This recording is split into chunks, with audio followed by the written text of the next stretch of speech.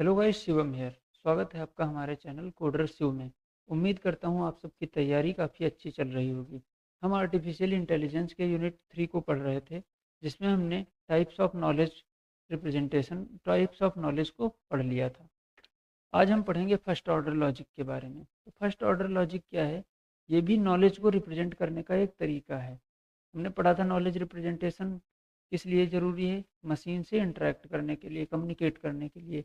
तो first order logic is another way of knowledge representation in AI.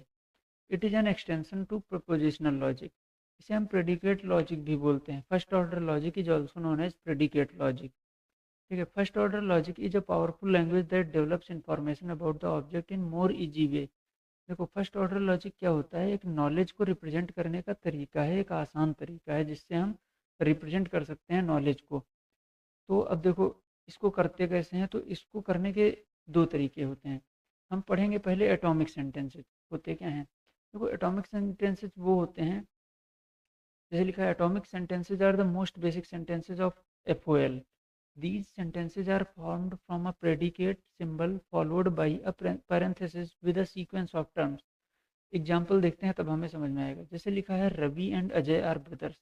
तो इसको अगर हमें फर्स्ट ऑर्डर लॉजिक में लिखना हो तो कैसे लिखेंगे? ब्रदर्स, फिर पैरेंथेसिस के अंदर रवि कॉमा अजय।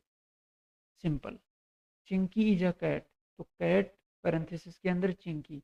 ये एफओएल में लिखने का तरीका है। इतना सिंपल है। फिर कॉम्प्लेक्स सेंटेंसेस।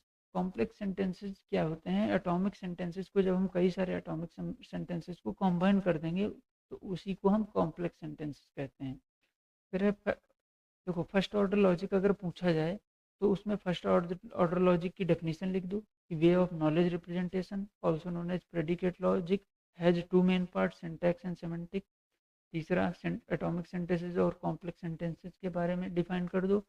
फिर है first order logic statement can be divided into two part, subject and predicate.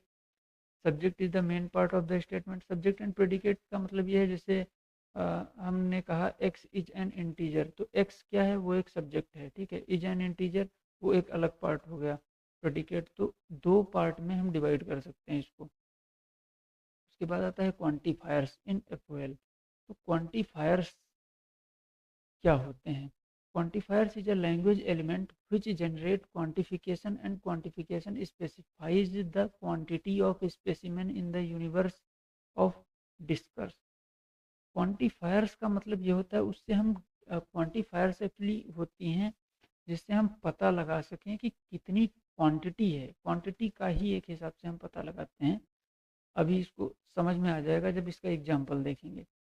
Those are the symbol that permits to determine or identify the range and scope of the variable in the logical expression.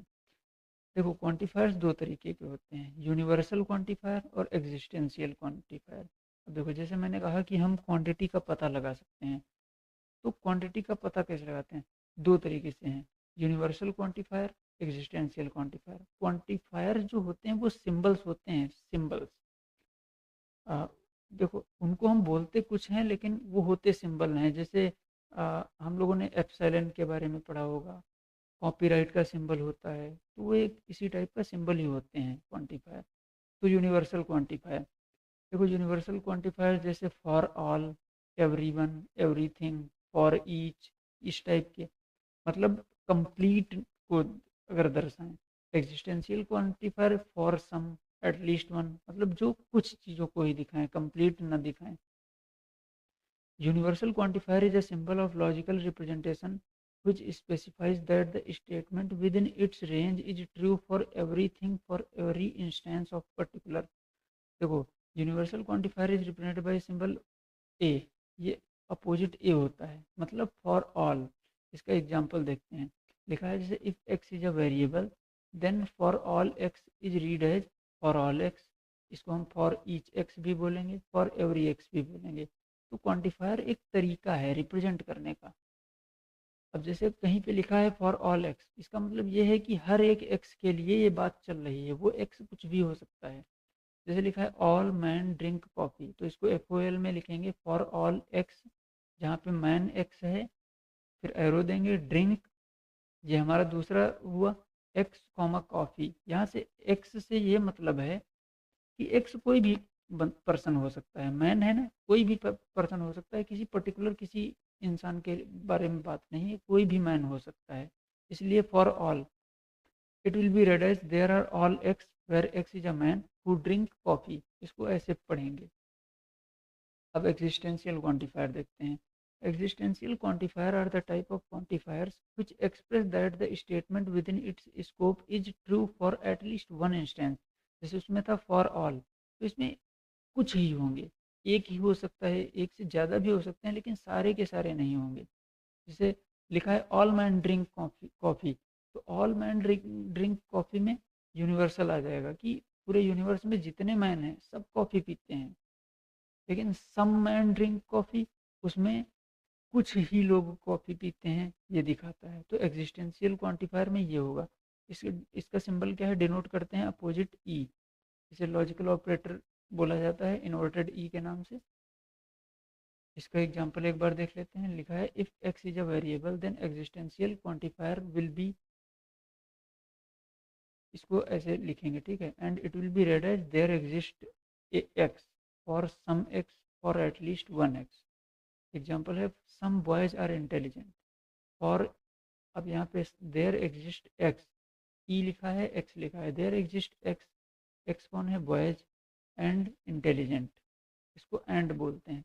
मतलब कुछ boys हैं जो intelligent हैं, सारे के सारे नहीं, लेकिन कुछ बॉयज इंटेलिजेंट हैं। तो इसको पढ़ा कैसे जाएगा, there are some x where x is a boy who is intelligent. ठीक है। अब हमें क्या ध्यान में रखना है, points to remember, the main connective for universal quantifier for all, उल्टा ए, एग्जिस्टेंशियल के लिए इन्वर्टेड ई। प्रॉपर्टीज क्वांटिफायर्स की क्या होती हैं, देखो, in universal quantifier for all x for all y is similar to for all y for all x. In existential quantifier for there exists some x there exists some y is similar to there exists some y there exists some x. ये तो normal चीज़ें हैं, इसमें कोई दिक्कत वाली बात है ही नहीं। उसके बाद ये कुछ एग्जांपल और मैंने दे रखे हैं, जैसे ऑल बर्ड्स फ्लाई और ऑल एक्स, बर्ड हैं एक्स, फ्लाई। तो ये एग्जांपल को थ्रू कर लोगे तो आपको अच्छे से समझ में आ जाएगा कि क्वांटिफायर होता क्या है। और इसके बाद है inference in first order logic, ये हम नेक्स्ट वीडियो में पढ़ेंगे। तो उम्मीद करता हूँ क्वांटिफायर्स जो थे आपको समझ में आए होंगे। अगर आपको ये वीडियो अच्छी लगी है तो इसको लाइक कर दीजिए, चैनल को सब्सक्राइब कर दीजिए और वीडियो को शेयर कर दीजिए। हम मिलते हैं इसकी नई वीडियो में दूसरे टॉपिक के साथ, तब तक के लिए थैंक्स।